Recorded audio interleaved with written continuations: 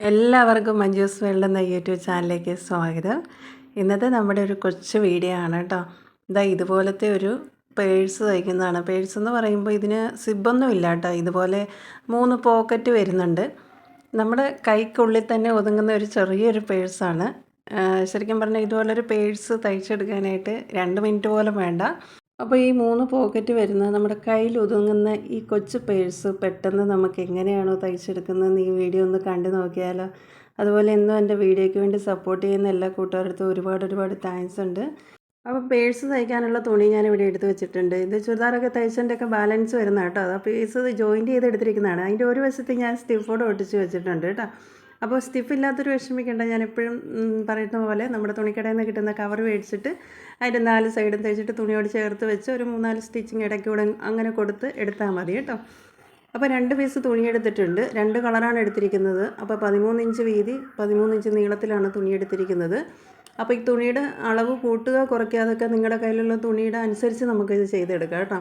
ഇനി ഇതുപോലൊരു റൗണ്ടുള്ളൊരു പ്ലേറ്റ് എടുത്തതിന് ശേഷം ആ 2 പീസ് തുണിയുടെ മുകളിലേക്ക് വെച്ച് ഇതുപോലൊരു വട്ടം ഇട്ട് കൊടുക്കുക. ഇനി വേറൊന്നും നോക്കാനില്ല, ആ വരച്ച പോലെ തന്നെ റൗണ്ടായിട്ട് തയ്ക്കണം. അപ്പോൾ കുറച്ച് ഭാഗം ഒന്ന് ഓപ്പൺ ആക്കിയിട്ടിട്ട് വേണം റൗണ്ടായിട്ടൊന്ന് സ്റ്റിച്ച് ചെയ്യാൻ കേട്ടോ.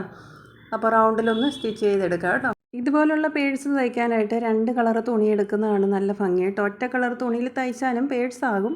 2 കളർ ചേർത്ത് തയ്ക്കുന്നുണ്ടെങ്കിൽ കാണുമ്പോൾ നല്ലൊരു ഭംഗി ഉണ്ടാകും കേട്ടോ നമ്മുടെ പേഴ്സിന്. അപ്പോൾ റൗണ്ടായിട്ട് തയ്ച്ച് കഴിഞ്ഞിട്ടുണ്ട്. പിന്നെ ബാക്കിയുള്ളത് ഇതുപോലെ കട്ട് ചെയ്ത് മാറ്റുക. ഇതുപോലെ ബാക്കിയുള്ളതെല്ലാം കട്ട് ചെയ്ത് മാറ്റിയതിന് ശേഷം ഇടയ്ക്കൂടെ ഇങ്ങനെ ഒന്ന് പോന്തി കൊടുക്കണേ. ചെറുതായിട്ട് ഇങ്ങനെ ഒന്ന് പോന്തി കൊടുക്കണം റൗണ്ട് മൊത്തത്തിൽ.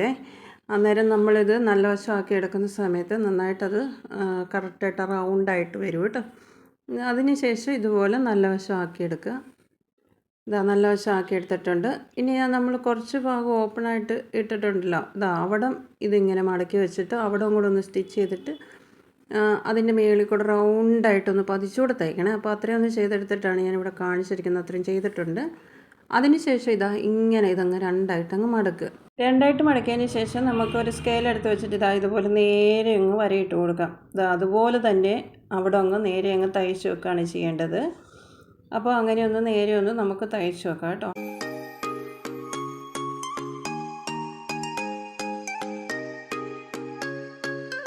നേരെ തയ്ച്ചിട്ടുണ്ട്. ഇനി ഇതിങ്ങനെ ഇതുപോലെ ആക്കുക.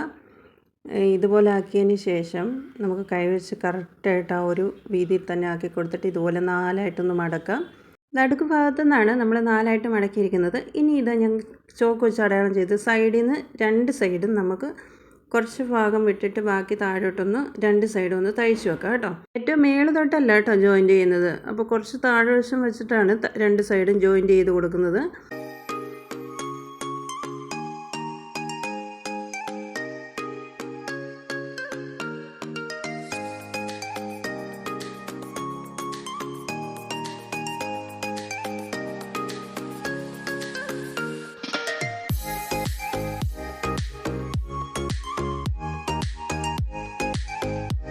രണ്ട് സൈഡും തയ്ച്ച് വെച്ചിട്ടുണ്ട്.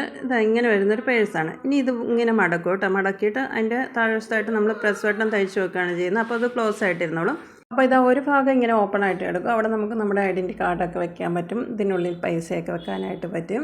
അതിൻ്റെ അപ്പുറം വരുന്നത് ഇതുപോലെ നമുക്ക് പ്രസ് ബട്ടൺ 2 സൈഡിലും ഇങ്ങനെ പിടിപ്പിച്ച് കഴിഞ്ഞാൽ ഇതുപോലെ മടക്കി ക്ലോസ് ചെയ്ത് വയ്ക്കാൻ പറ്റും. നമുക്ക് 2 സൈഡിലും കൂടെ പ്രസ് ബട്ടണും കൂടെ ഒന്ന് തയ്ച്ച് വെക്കണം കേട്ടോ. അപ്പോൾ കൈ സൂചി എടുത്തിട്ട് നമുക്കത് കറക്റ്റായിട്ട് ഇതിങ്ങനെ മടക്കി വെച്ചിട്ട് അവിടെ ആദ്യം ഒന്ന് ചോക്കും കൊണ്ട് അടയാളം ചെയ്യണം എവിടെയാണോ കറക്റ്റ് പിടിപ്പിക്കുന്നത് എന്നുള്ളത്. അത് കഴിഞ്ഞതിന് ശേഷം അവിടെ കറക്റ്റായിട്ട് ഇതുപോലെ കൈ സൂചി വെച്ച് തുന്നി അങ്ങ് പിടിപ്പിച്ച് വെച്ചാൽ മതി കേട്ടോ.